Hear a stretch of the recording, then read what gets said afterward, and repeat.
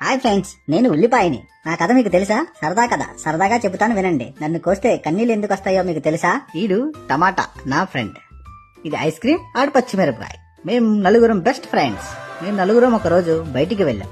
అప్పుడు ఒక వాగు దాటాల్సి వచ్చింది. మేము నలుగురం కలిసి వాగు దాటుతూ ఉన్నాం. అప్పుడు ఐస్ క్రీమ్ గాడు కరిగిపోయాడు ఫ్రెండ్స్, కరిగిపోయాడు. నేను టమాటా మిరపకాయ ఎంతో ఏడ్చాం. తరువాత నేను టమాటా మిరపకాయ మార్కెట్కి వెళ్ళాం. అక్కడ ఒక కత్తులమ్ముకునేవాడు మిరపకాయని 2 ముక్కలుగా కోసేశాడు ఫ్రెండ్స్, కోసేశాడు. నేను టమాటా మిరపకాయ చనిపోయాడని ఎంతో ఏడ్చాం. ఈ బాధ పోగొట్టుకోవడానికి సినిమాకు వెళ్ళాం. సినిమాలో గందరగోళం వచ్చింది. అందరూ తొక్కిసలాట జరిగి టమాటా పచ్చడైపోయింది ఫ్రెండ్స్, పచ్చడైపోయింది.